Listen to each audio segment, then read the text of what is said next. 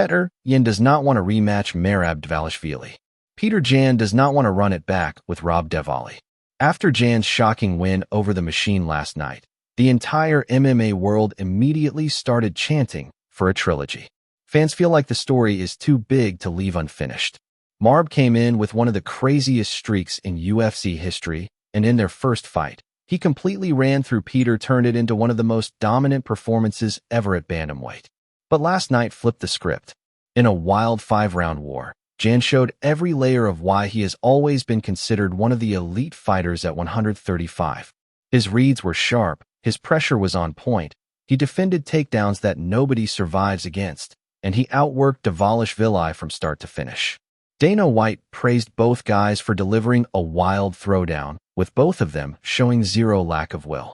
In a post-fight interview, Petr made it clear that he does not think the Georgian automatically deserves an immediate rematch. This instantly set off debate online. Some fans think the trilogy is a must because the rivalry is too big and the series is currently 1-1. Either way, bantamweight just got a massive shakeup. Let's hear what Petr had to say. Obviously, you want to enjoy everything now, but do you feel there's a need for a trilogy with Merab at some point, or is it done at this point? I think Merab should really just get the boys, get into the jacuzzi, think about it, and then we'll see. If you had to choose, what do you think is the next step? A trilogy with Merab or a fight against Umar? And who do you think is a more dangerous opponent? But you saw the fight of Merab versus Umar. You saw the way that fight went. So who's more dangerous? They can rematch and then we can see what happens. Just understand the fact that for me to get the opportunity to fight for the belt again, UFC made me go 3 more fights before I was able to get into the contender position again. Dana White responds to Arman Tsarukyan, and Dana White finally spoke up about Arman Tsarukyan's future and responded to Tom Aspinall's recent remarks about his eye injury, in which Tom claimed Dana had downplayed the severity of his condition. In the UFC 323 post-fight presser, Dana clarified that everything had been misinterpreted and that he was simply passing along what he had heard from people monitoring Aspinall's condition. Dana emphasized that there was no disrespect intended toward the British champion. Henry Cejudo stepped in and warned the heavyweight champ, telling him to tread carefully around Dana White, calling him the boss who ultimately controls fight bookings. Aspinall and Cyril Gane are still scheduled for their rematch sometime in 2026, but his eye injury has kept him sidelined for quite a while, and he hasn't resumed training yet. Dana also confirmed that the UFC is closely monitoring Tom's recovery and will ensure he's fully cleared before returning to competition. Meanwhile, fans are eagerly awaiting updates on when the highly anticipated rematch will finally take place. Regarding Arman, Dana stated that he does not currently deserve a title shot. He didn't suggest that Arman would be next for Topuria after Justin and Paddy. He explicitly said Arman needs more wins. Even after his highly impressive destruction of Dan Hooker at UFC Car, let's dive in. Arman Tsarukyan, obviously the odd man out now. We expect Ilia to be unifying against the interim title winner, which would make a long runway for his I wouldn't title. say that he's the odd man out. He had an opportunity, and you guys know how that played out, and he's gonna have to work his way back. I don't give a shit what the number says. He's gonna have to work his way back. There's just too much goes into this for those type of things to happen. We had a little.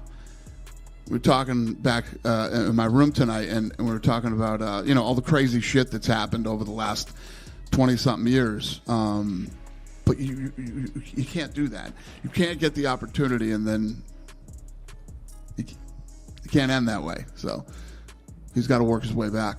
Ilia Topuria threatens Petr Yan over his comments on Merab. Ilia Topuria somehow managed to grab the spotlight even though the event wasn't centered around him.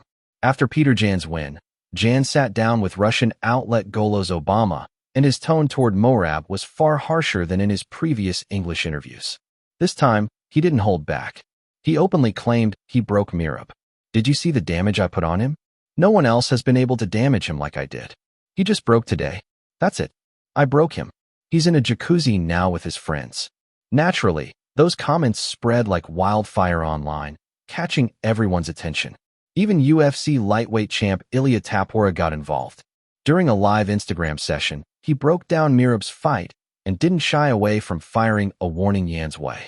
It's worth noting that Ilia and Jan have a pretty long-standing history of tension. At one point, there were even talks of a matchup when Ilia was featherweight champ and Yan a top bantamweight given their striking heavy styles. Some fans thought that fight could have been a genuinely competitive clash. Now, with these recent comments, the feud is heating up again and Topuria isn't letting Yan off easy. Merab, brother, life has its ups and downs, but no matter what, you're always the best in our eyes. You'll come back stronger, faster, and unstoppable. Yan, Merab is like a brother to me. He is my family, you understand? Watch your words. I hope you show some respect. Words matter. We don't want any problems, but make sure you behave yourself. The buzz around Robert Whittaker reacts to Yan's dominant win at UFC 323. Petr Yan's stunning upset over Merab Devali isn't slowing down. Jan's performance, defending 27 of 29 takedown attempts while outstriking the machine in a 5-round clinic, has been hailed as one of the best comebacks in UFC history. With his record now at 20-5, Yan joins Dominic Cruz and TJ Dillashaw as the only bantamweights to reclaim a title after losing it. Yan didn't just neutralize Devalish's record-setting wrestling. He matched his legendary cardio and punished him with precise boxing and body kicks. Merab, who came in on a 14-0 win streak, admitted afterward, quote, "I was trying to make it entertaining by standing and trading, but he was better today." Jan's takedown defense hit 93%, and he even landed 5 of his own. Official scores were 49-46 twice and 48-47 once, though many fans and pundits called it a sweep. Media outlets like Yahoo Sports called it seismic as Devalishville's run toward Fighter of the Year ended after 3 defenses in 2025. Former champion Robert Whittaker applauded Jan's strategy and precision, noting how he controlled a record-setting opponent. This win solidifies Yan at the top and sends shock waves through the bantamweight division. The UFC will most likely book the rematch between Petr and Merab somewhere in the middle of 2026. A trilogy fight that will settle the score once and for all. Let's see Rob's reaction.